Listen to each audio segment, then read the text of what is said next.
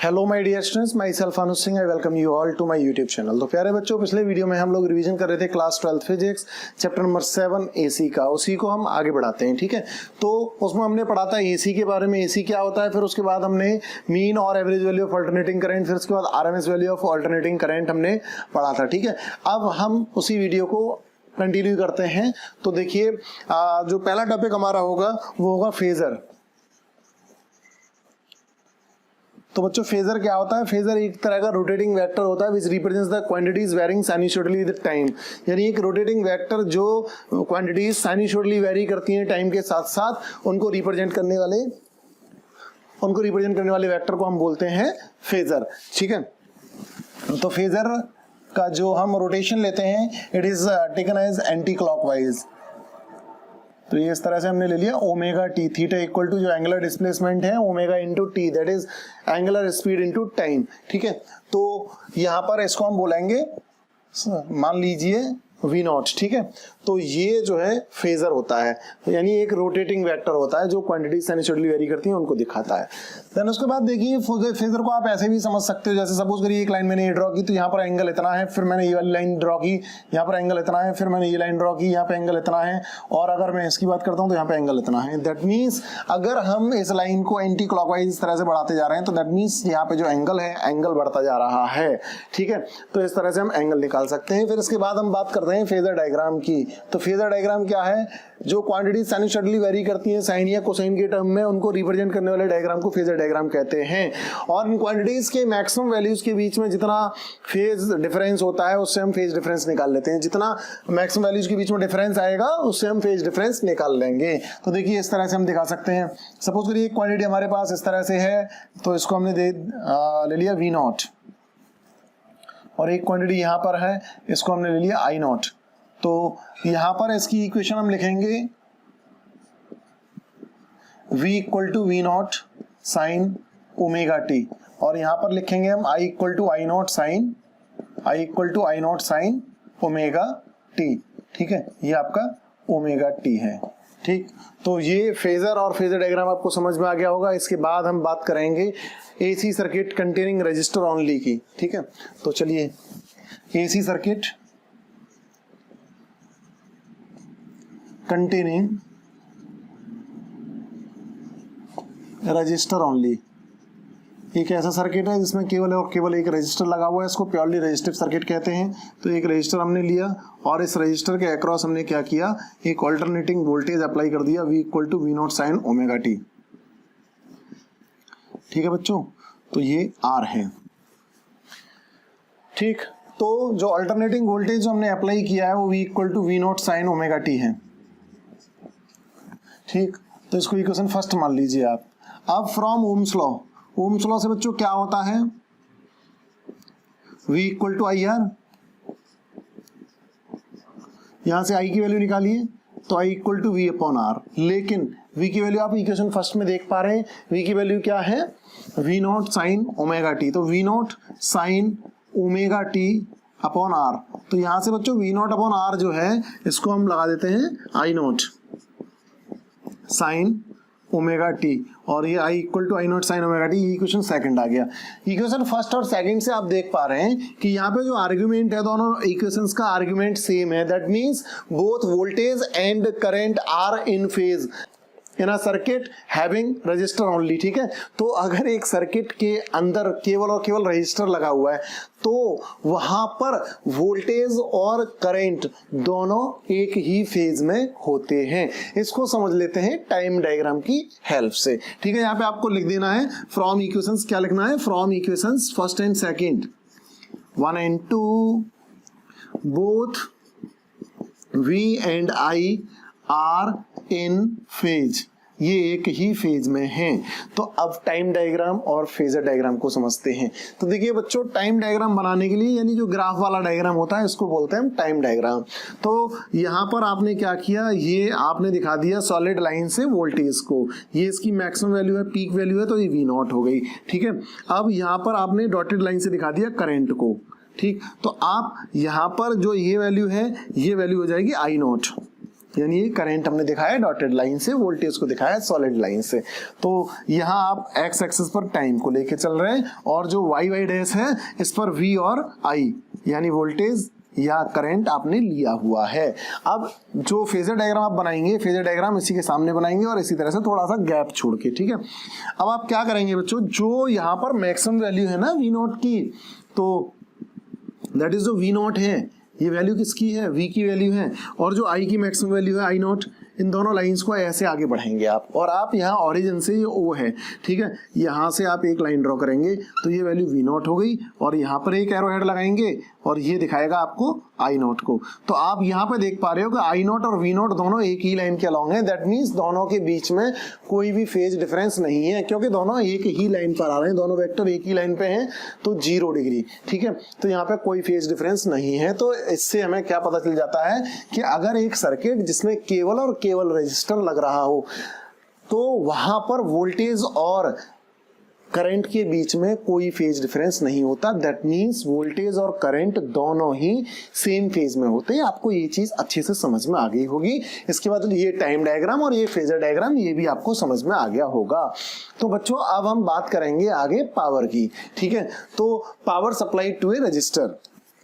तो देखिए next topic हमारा है power supplied to a resistor. तो बच्चों इसके लिए प्रीवियस वीडियो में हम लोगों ने एक टॉपिक किया था मीन और average value of alternating current. तो बेटा वहां पर आप लोगों ने पढ़ा था कि मीन या एवरेज वैल्यू जो होती है अल्टरनेटिंग करंट की है, अल्टरनेटिंग वोल्टेज की भी अगर हम बात करते हैं तो फुल साइकिल में वो 0 होती है, लेकिन फिर भी जो power supply to a resistor full cycle में 0 नहीं होता है। तो आइए इसको हम कैलकुलेट करते हैं कितनी पावर होगी। तो बेटा यहाँ पर पावर कैलकुलेट करने के लिए मैं आपको एक सजेशन देना चाहूंगा, एक ट्रिक आपको बताना चाहूंगा कि पावर के 4 फॉर्मूले आपको पता हैं। P equal to W upon t, work done upon time, एक फॉर्मूला ये है। फिर पावर इक्वल टू VI, ये फॉर्मूला भी आपको पता है। यहां पर V की जगह पर आप ओम्स लॉ से IR लगा देते हो तो आपको क्या मिल जाता है, एक formula P equal to I square R, ये फॉर्मूला मिल जाएगा। और बच्चों अगर इस I की जगह पे, पहले तो इस V की जगह पे हमने लगाया था, अगर अब इस I की जगह पे लगा दें हम V अपॉन R तो ये एक फॉर्मूला और हमें पावर का मिल जाता है V स्क्वायर अपॉन R, ठीक है। ये 4 फॉर्मूले हैं पावर के। अब जैसे हम बात कर रहे हैं power supply to a resistor, तो यहां पर पहले इंस्टेंटेनियस पावर हम निकालेंगे, ठीक है, तो लगाएंगे उस फॉर्मूले को। अब लेकिन यहाँ कंफ्यूजन होता है, क्या कंफ्यूजन होता है, हम कौन सा फॉर्मूला हम इसमें अप्लाई करें। तो देखिए बेटा यहां पर आपको I स्क्वायर R वाला फॉर्मूला यूज करना है इन केस ऑफ रजिस्टर, ठीक है। ये आपको लर्न रखना है। क्यों यूज करना है कि जो आपने ये पढ़ा कि जो एवरेज या मीन वैल्यू होती है अल्टरनेटिंग करंट की या वोल्टेज की फुल साइकिल में 0 होती है, ठीक है ना। लेकिन जूल्स लॉ ऑफ हीटिंग से जो एवरेज पावर कंज्यूम्ड होती है फुल साइकिल में वो 0, या एवरेज पावर डेसिपेटेड होती है वो 0 नहीं होती है, ठीक है। बात समझ में आ गई। इसलिए हम I स्क्वायर R वाला फॉर्मूला यूज करेंगे।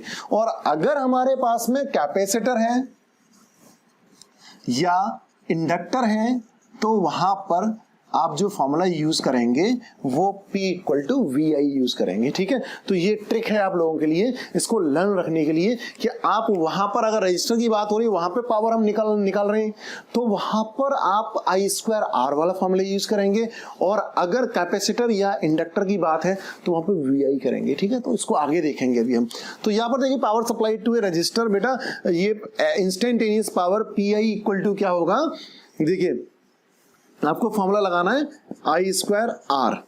क्या फॉर्मूला लगाना है, I स्क्वायर R। यहां से डेरिवेशन आप आसानी से कर सकते हो। पहले स्टार्टिंग तो हो जानी चाहिए आपकी, अगर स्टार्टिंग नहीं हो पा रही है तो फिर आप डेरिवेशन नहीं कर पाओगे, ठीक है। तो यहां पर स्टार्टिंग के लिए ये स्टार्टअप है आपका I स्क्वायर R। अब आपको लेकिन आपको पता है, क्या पता है, I is equal to I not sine omega t होता है। आप यहां पर लगा दीजिए इन प्लेस ऑफ I, तो ये आपके पास मिल जाएगा I नॉट स्क्वायर R को मैं पहले लिख लेता हूं साइन स्क्वायर ओमेगा टी, ठीक है बच्चों। पहली इक्वेशन मान लीजिए। अब यहां पर एवरेज पावर आप निकालोगे, एवरेज पावर तो क्या हो जाएगा, उसको PI बार हम लिखेंगे is equal to average of किसका, आई स्क्वायर आर का। अब आई स्क्वायर आर की जगह पे क्या हो जाएगा, average of I naught square R. बहुत सिंपल है, स्टेप वाइज आपको चलना है, साइन स्क्वायर ओमेगा टी। अब बच्चों आई नॉट स्क्वायर और आर, इसका तो एवरेज हम निकाल नहीं पाएंगे, तो इसको हम क्या करेंगे, इसको बाहर रखेंगे और एवरेज निकालेंगे साइन स्क्वायर ओमेगा टी का। तो equal to I naught square R average of sine square omega t, ये हो गया।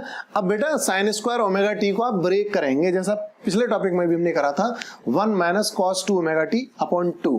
तो आप इसको लिख सकते हो I naught square R into average of 1 minus cos 2 omega T upon 2। ठीक है, तो ये अपॉन 2 जो है इसको आप बाहर निकाल दीजिए, क्योंकि इसका भी आप एवरेज नहीं निकालेंगे। तो I naught square R upon 2 constant है, नहीं है, into average of 1 minus cos 2 omega t.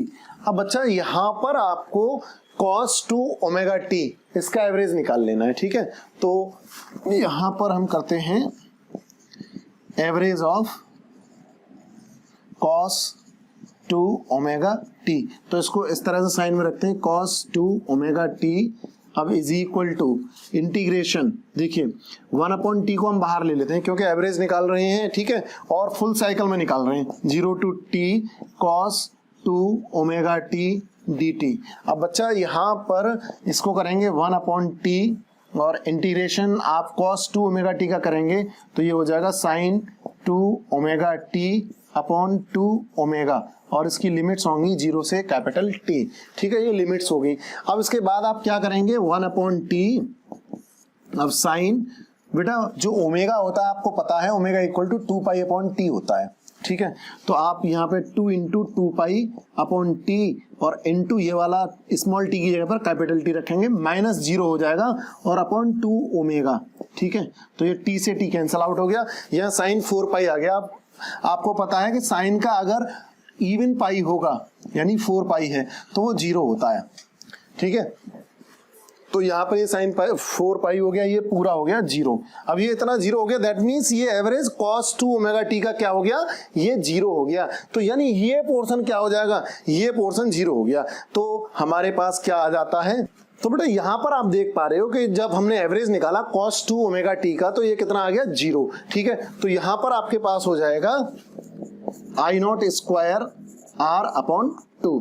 तो ये आपके पास पी आई एवरेज आ जाता है आई नॉट स्क्वायर आर अपॉन 2। अब इसी को बच्चा आप लिख सकते हो आई नॉट अपॉन रूट 2 और इसका होल स्क्वायर इंटू आर। अब आई नॉट अपॉन रूट 2 क्या होता है, RMS value of alternating current यानी आईआरएमएस। तो इसको आप लिख सकते हो आईआरएमएस इंटू और इसका आईआरएमएस का स्क्वायर इंटू आर। तो ये वैल्यू आपके पास आ जाती है एवरेज वैल्यू, ठीक है, ऑफ पावर कंज्यूम्ड। ठीक, तो average value of power consumed is IRMS square into R. तो ये था power supplied to a resistor. अब हम बात करेंगे AC circuit containing inductor only की। ठीक है, तो चलिए मुझे तो हम बात करेंगे alternating voltage applied to an inductor. Alternating voltage applied to an inductor. तो देखिए डायग्राम बना लेते हैं, हमारे पास है एक इंडक्टर और यहाँ पर हमने वोल्टेज लगा दिया alternating voltage V equal to V not sine omega t. यहाँ पर इंडक्टर का इंडक्टेंस है L और minus L d i over d t इसका ईएमएफ होगा minus L d i over d t. ठीक है, तो हमारे पास एक इंडक्टर है, एक सर्किट है जिसमें केवल इंडक्टर है, alternating voltage apply to inductor और AC circuit containing inductor only. ठीक है, तो बेटा इंडक्टर में जब यहाँ पर वोल्टेज हमने अप्लाई किया हुआ है तो इसमें करंट फ्लो करेगा, उसकी वजह से क्या होगा, उसकी वजह से इसके अंदर ईएमएफ इंड्यूस हो जाएगा। अब ईएमएफ इंड्यूस हो जाएगा, पहले तो आप देखिए, पहले तो आपको इक्वेशन लिखनी होगी V equal to V not sine omega t. ये आपने क्या किया है कि ये आपने यहाँ पर वोल्टेज अप्लाई कर दिया है। ठीक है, अब यहाँ पर कोई पोटेंशियल ड्रॉप नहीं है सर्किट में, तो जो आपने जो वोल्टेज अप्लाई किया वो प्लस ये जो ईएमएफ इसमें इंड्यूस हो गया, ये इन दोनों का सम 0 हो जाएगा। तो यहाँ पर आप लिख सकते हो V plus minus L d i over d t is equal to 0 as there is no potential drop in the circuit. यहाँ सर्किट में कोई पोटेंशियल ड्रॉप नहीं है, इसलिए आप ऐसे लिखेंगे इसको। तो और आप लिख सकते हो v इक्वल टू, इसको उधर ले जाइए, प्लस का हो जाएगा L di ओवर dt। तो बच्चों आप यहाँ पे समझ पा रहे होंगे। अब यहाँ पे आपको क्या चाहिए, आप यहाँ से di ओवर dt निकाल लीजिए पहले। तो di upon dt is equal to क्या हो जाएगा, ये L डिवाइड में चला जाएगा v बाई L। अब v की वैल्यू आपको पता है इक्वेशन फर्स्ट से, v की वैल्यू क्या है इक्वेशन फर्स्ट से, v not sine omega t. तो इसको आप रख सकते हो v not sine omega T upon L। तो इसको आप ऐसे रखिए। अब क्या करेंगे आप, di निकालिए यहाँ से। तो di equal to v nought upon L sine omega t dt। अब आप यहां से i निकाल लीजिए। तो इंटीग्रेशन di, i निकालेंगे तो उसका इंटीग्रेशन करना पड़ेगा ना, di है तो इंटीग्रेशन, तो यहाँ पे v nought upon L constant है, इसको बाहर रखिए, और integration sign omega t dt। ठीक है।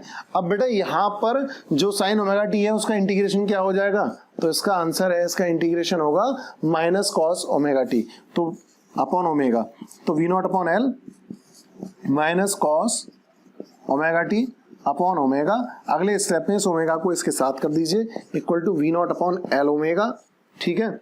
और यहां पर आपके पास बच रहा है माइनस कॉस ओमेगा टी। अब इस माइनस कॉस ओमेगा टी को आप क्या रख सकते हो, minus cos omega t is equal to sine के टर्म में sine omega T minus pi by 2। ठीक है। तो and v nought upon L omega is equal to I nought. ठीक है। देयरफॉर यहां से I आपको मिल जाता है, ये I होगा, I equal to I not sine omega T minus pi by 2। तो आप यहां से देख पा रहे हो कि इसका आर्ग्यूमेंट जो है पहली इक्वेशन का वो ओमेगा टी है, यहां पर जो आर्ग्यूमेंट है ये omega T minus pi by 2 है, ये दूसरी इक्वेशन हो गई। ठीक है, सेकंड इक्वेशन।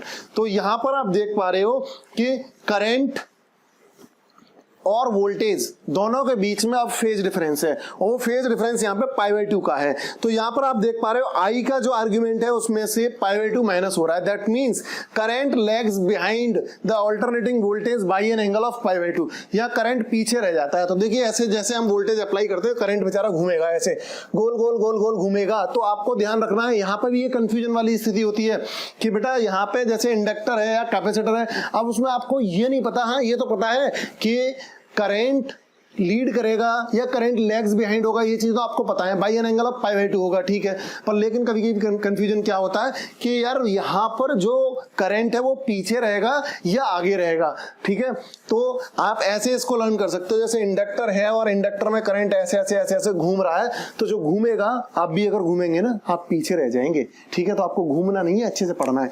तो यहाँ पर इंडक्टर में current lags behind the alternating voltage by an angle of pi by 2, या आप उसका उल्टा बोल सकते हो, voltage leads the alternating current by an angle of pi by 2। ठीक है, ऐसे भी बोल सकते हो, लेकिन करंट क्या रहता है, पीछे रह जाता है इंडक्टर में। ठीक है। तो ये आपको लर्न रखना है इससे। अब हम बात करते हैं कि फेजर डायग्राम किस तरह से हम बनाएं। तो पहले टाइम डायग्राम बना लेते हैं। तो बच्चों टाइम डायग्राम बनाते हैं हम। तो टाइम डायग्राम में हमने ये इस तरह से दिखा दिया अल्टरनेटिंग वोल्टेज को। तो ये वोल्टेज हमने ले लिया, चलो ये इसकी वैल्यू वी नॉट हो गई। ये वाली वैल्यू कितनी होगी बच्चों, वी नॉट, इसकी मैक्सिमम वैल्यू हो गई, ये यहां तक पीक हो गया इसका। अब यहां पर बच्चों आप देख पा रहे हो आई जो है और इसके फेज में माइनस पाई बाई 2 है, माइनस पाई बाई 2 है। तो आपको मैंने बताया था ये जो मैक्सिमम वैल्यू है, ये वाली वैल्यू, ये यहां पर पाई बाई 2 होगी। अब इतना ही यहां पे नीचे ले लीजिए, तो वो क्या हो जाएगी, वो माइनस पाई बाई 2 हो जाएगी। तो यहां से स्टार्टिंग होगी, और यहां से स्टार्टिंग किसकी होगी, यहां से स्टार्टिंग हो जाएगी आपके करंट की। ठीक है। तो करंट की स्टार्टिंग आप यहां से दिखा देंगे, तो ये इस तरह से इसका ग्राफ बन जाएगा। ठीक है। तो अब आपको क्या करना है, ये तो आपका टाइम डायग्राम हो गया। फेजर बनाना है तो फेजर को इसके सामने ही बनाएंगे। मेरा सजेशन ये है कि जैसे आप टाइम डायग्राम फेजर डायग्राम बनाते हो वो साथ साथ बनाइए। ठीक है। तो उसमें आपको आसानी रहती है। तो इसकी मैक्सिमम वैल्यू वाली लाइन को लेकर के जाइए, और भैया इसकी मैक्सिमम वैल्यू वाली लाइन को लेकर जाइए। तो इसको ऐसे मिला दीजिए और इसको ऐसे मिला दीजिए, तो ये आपको ये वैल्यू दे देता है वी नॉट की, ये वैल्यू दे देता है आई नॉट की, और यहाँ पर आप एंगल देख पा रहे हो, ये एंगल पाई बाई 2 है। तो दोनों के बीच में जो फेज डिफरेंस है वो π/2 का है। आप यहाँ पे देख रहे हो, मैंने आपको बताया था फेजर एक रोटेटिंग वेक्टर होता है जो क्वांटिटीज साइनसोइडल वेरी करती है उनको दिखाता है। अब यहाँ पर आप देख पा रहे हो कि ये वाली जो लाइन है, इस लाइन से ये इतना आगे जा चुका है और ये बेचारा अभी पीछे, इसको अभी ऐसे इतना आगे और आना है और फिर इतना आना है, तो ये पूरा जो इनमें डिफरेंस है वो डिफरेंस π/2 का हो गया। तो आई थिंक आपको ये फेजर डायग्राम समझ में आ गया होगा, टाइम डायग्राम और फेजर डायग्राम, ठीक है, ये अच्छे से आपको समझ में आ गया। अब इसके बाद में बात करूंगा power supplied to an inductor. तो इंडक्टर में कितनी पावर की सप्लाई दी जाएगी, तो मैं इसको करता हूं इरेज और बढ़ता हूं आगे। तो बेटा इंडक्टर में पावर सप्लाई के लिए बात कर रहे हैं तो P जो इंस्टेंटेनियस पावर है वो होगा यहाँ पर VI। मैंने आपको बताया था चाहे इंडक्टर है चाहे कैपेसिटर है, आपको VI का यूज करना है। अब जो V की वैल्यू है उसका ध्यान रखना है। क्या ध्यान रखना है? V = V0 sin omega T. अब इस I का और विशेष ध्यान आपको रखना है। अभी हमने इक्वेशन निकाली थी, यहाँ पे कितनी निकाली थी? I0 sin omega T minus π/2। तो आपको वो इक्वेशन रखनी है। क्या रखनी है? I0 sin omega T minus π/2, ठीक है, ये इक्वेशन आपको रखनी है। तो इसको आप अब रीअरेंज करिए तो ये कितना हो जाएगा बच्चों? V0 और यहाँ पर I0 को साथ में लीजिए, I0 sin omega T into, बेटा यहाँ पे ये माइनस कॉस, अगर आपको ध्यान हो तो माइनस कॉस ओमेगा टी होगा, क्योंकि माइनस कॉस ओमेगा टी की value sine omega T minus π/2 होती है। माइनस को आगे ले लीजिए, minus V0 I0 sin omega T cos omega T. अब यहाँ पर हमें कुछ दिखाई दे रहा है साइन ए कॉस ए, ठीक है, तो अगर इसमें 2 का मल्टीप्लाई और 2 का डिवाइड कर लें तो हमारा काम बन जाएगा, साइन 2a का फॉर्मूला बन जाएगा। तो equal to minus V0 I0 अपॉन 2 ले लीजिए into 2 sign omega T cos omega t. तो क्या हो जाएगा? ये साइन 2a का फॉर्मूला बन जाता है, equal to minus V0 I0 अपॉन 2 और ये हो जाएगा आपका साइन 2 ओमेगा टी, ठीक है, ये समझ में आ गया। 2 sin a cos a equal to sine 2a होता है, तो साइन 2a, a हमारा ओमेगा टी है, ठीक, यहां तक बात समझ में आई। अब हम क्या करेंगे? एवरेज पावर निकालेंगे। क्या निकालेंगे? Average power. तो एवरेज पावर हमारा जो PI है इसके ऊपर बार लगाएंगे, equal to average of VI, और VI की जो वैल्यू है वो ये है, इक्वल टू एवरेज ऑफ, बहुत सिंपल है, ठीक है, आप बस सिस्टमेटिक और स्टेप वाइज आपको चलना है, बहुत ही सिंपल है सारे डेरिवेशंस, ठीक। AC जो है वो फिजिक्स का सिंपलेस्ट चैप्टर है और टफेस्ट चैप्टर भी यही है। सिंपलेस्ट ऐसे है, अगर आप स्टेप वाइज चलेंगे तो बिल्कुल सारी चीजें सिंपल हो जाएंगी, और अगर आपने कहीं पे स्टेप मिस कर दिया या कहीं पर भी आप चीजों को भूल जाते हो तो वहां फिर ये आपके लिए टफेस्ट वन होगा, ठीक है। तो चलिए बढ़ते हैं आगे। तो एवरेज ऑफ, यहां पर आप लिखेंगे माइनस V0 I0 अपॉन 2 साइन 2 ओमेगा टी, ठीक है बच्चों। तो इसका एवरेज नहीं निकाल पाएंगे हम। एवरेज हमें किसका निकालना है? ये कांस्टेंट है, एवरेज हमें निकालना साइन 2 ओमेगा टी का, क्योंकि ये वेरी करेगा। तो इक्वल टू इसको माइनस V0 I0 अपॉन 2 और आप निकालेंगे average of sign 2 omega t, ठीक है। अब साइन 2 ओमेगा टी का एवरेज आप फुल साइकिल में निकालेंगे, ठीक है। तो फुल साइकिल में एवरेज का निकालने के लिए आप क्या करेंगे? तो इसको अलग से निकाल लेते हैं। तो average of sign 2 omega T over full cycle, ठीक है बच्चों। तो एवरेज के लिए साइन लगा देते हैं इस तरह से, sine 2 omega t is equal to, इसको लेंगे 1/t इंटीग्रेशन 0 से लेके t, और आप इसका करेंगे साइन 2 ओमेगा टी का integration dt is equal to 1/t, और ये हो जाएगा cos 2 omega t upon 2 omega up, और इसकी लिमिट 0 से लेके t। 2 ओमेगा को लीजिए बाहर, इक्वल टू 1/2 ओमेगा t, और यहाँ पर cos लिमिट लगा देंगे 2 इंटू, इस पहले ओमेगा की वैल्यू लगाएंगे 2π/t और into capital T minus cos 0 degree, ये लिमिट हमने पुट कर दी। देखिए बेटा t से t कैंसिल हो गया, 4π आ जाएगा, cos 4π 1/2 ओमेगा t, और यहाँ पर कितना आया बच्चों? cos 4π minus cos 0 degree, cos 0 degree की वैल्यू 1 होती है, cos 4 पाई की वैल्यू 1 होती है, ठीक है। cos का अगर ऑड पाई है तो उसकी वैल्यू -1 होती है, और cos का अगर इवन पाई है तो उसकी वैल्यू 1 होती है। sin का अगर इवन पाई है, जैसे sin 4 पाई था वहां पे, तो उसकी वैल्यू 0 आई थी, ठीक है। तो ये आपको लर्न रखना है, ठीक है। तो अब ये 1/2 ओमेगा टी 1 - 1, तो ये तो मामला हो गया 0। अब जब ये 0 हो गया तो यहाँ पर ये average of sign to omega T 0 है और ये इनटू हो रहा है, तो यहाँ पर एवरेज पावर कितनी आ जाएगी, P I average equal to 0। तो जो average power consumed in an inductor is 0, ठीक है। इंडक्टर में जो एवरेज पावर कंज्यूम्ड होती है वो 0 होती है। और बेटा आगे जब आप कैपेसिटर की बात करेंगे तो कैपेसिटर में भी एवरेज पावर कंज्यूम्ड क्या जाएगी, वो भी 0 होगी। क्यों होगी, क्योंकि वहां कैपेसिटर वाले केस में क्या होगा, वहां पे current leads the alternating voltage by an angle of π/2। यहाँ पे तो करंट लैग बिहाइंड कर रहा है, पीछे रह रहा है, वहां पे करंट आगे निकल जाएगा तो अंतर क्या आएगा, अंतर इतना आएगा, यहाँ पे प्लस आ जाएगा, ठीक है। I0 sin omega T plus π/2, ठीक है। तो यहां पर आपको ये डेरिवेशन इसी तरह से करना है, तो वहां पर जब फाइनल रिजल्ट आएगा आपका तो अंतर क्या होगा, ये वाला माइनस का साइन नहीं होगा और ये 0 आ जाएगा। तो जो वैल्यू होती है एवरेज पावर की, power supply to an inductor और ए कैपेसिटर इज 0, और वो किस तरह से 0 होगा, इस तरह से 0 होगा। ये पूरा डेरिवेशन मैंने कर दिया है, तो आई होप ये आपको समझ में आ गया होगा।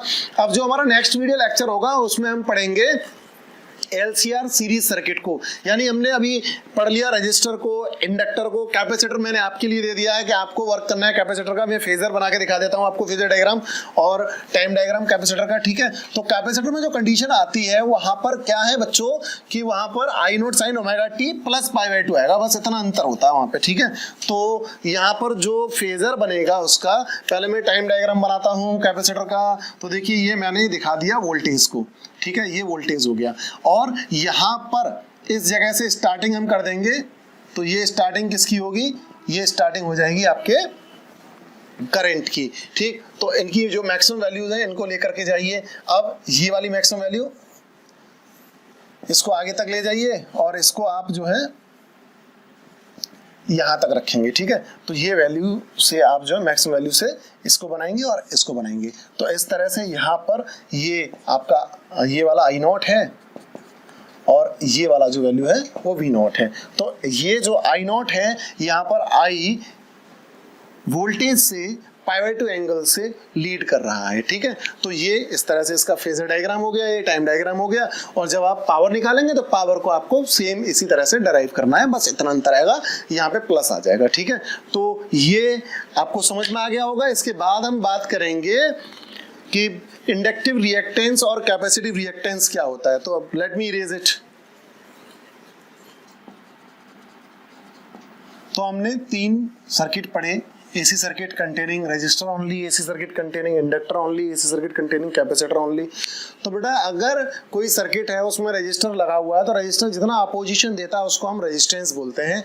अब अगर इंडक्टर और कैपेसिटर लगा हुआ है तो वहां पर उस अपोजिशन को हम रेजिस्टेंस ना बोल करके उसको बोलते हैं रिएक्टेंस। क्या बोलते हैं, रिएक्टेंस। अगर इंडक्टर है तो वो इंडक्टिव रिएक्टेंस होगा और इंडक्टिव रिएक्टेंस को हम X∗L से डिनोट करते हैं। और अगर कैपेसिटर लगा हुआ है तो वहां पर फिर वो कैपेसिटिव रिएक्टेंस होगा और उसको हम X∗C से डिनोट करते हैं, ठीक है, X∗C। तो यहां पर आपने पीछे एक इक्वेशन देखी थी V0/L ओमेगा, ठीक है। अगर इस इक्वेशन को हम कंपेयर करते हैं V0/R से, ठीक है, तो आप देख पा रहे हो यहाँ पे जो R की डायमेंशन है वो L ओमेगा की जो डायमेंशन है वही R की डायमेंशन है। तो यहाँ पर इसको हम XL इक्वल टू लेते हैं L ओमेगा, ठीक है। तो ये होता है आपका इंडक्टिव रिएक्टेंस। अब ऐसे ही सेम इस टॉपिक में हमें मिलता है V0/1/ωc। इसको जब आप कंपेयर करते हो V0/R के साथ तो यहाँ पर ये जो टर्म है 1/ωc, इसकी डायमेंशन रेजिस्टेंस की डायमेंशन की इक्वल होती है और इसको हम XC से दिखाते हैं और ये 1/ωc होता है। अब एक और चीज आप समझ लीजिए, ओमेगा की वैल्यू थी हमारी 2π/T और 1/T की वैल्यू न्यू होती है तो 2π न्यू भी हम रख सकते हैं।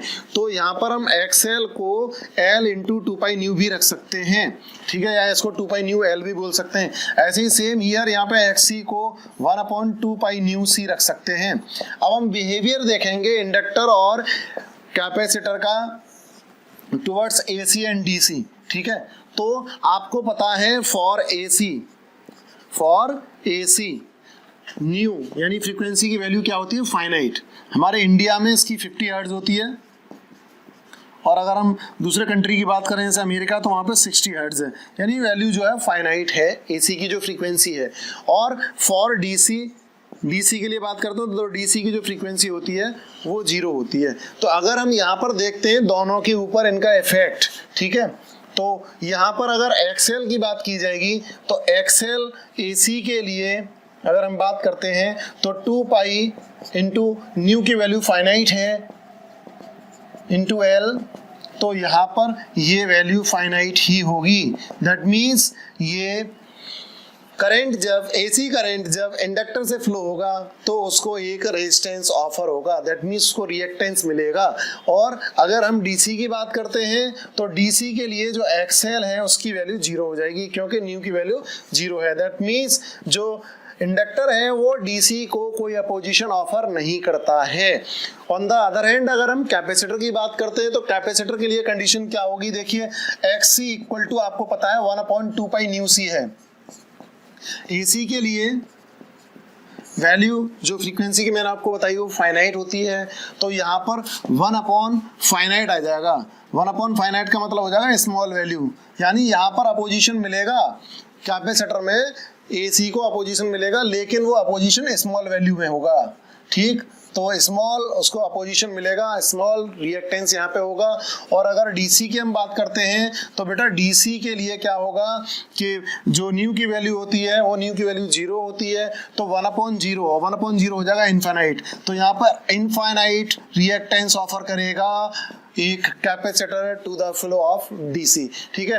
तो मैं उम्मीद करता हूँ कि आपको ये टॉपिक्स अच्छे से समझ में आ गए होंगे। बने रहिए मेरे साथ ऐसे ही अच्छे से रिवीजन करने के लिए। अगर आपको ये वीडियो अच्छा लगा तो उसको लाइक करिए, शेयर करिए और मेरे चैनल को सब्सक्राइब करिए और बेल आइकन दबाना ना भूलें, जिससे कि आपको नेक्स्ट वीडियो का नोटिफिकेशन मिल जाए, ठीक है। मिलते हैं नेक्स्ट वीडियो लेक्चर में।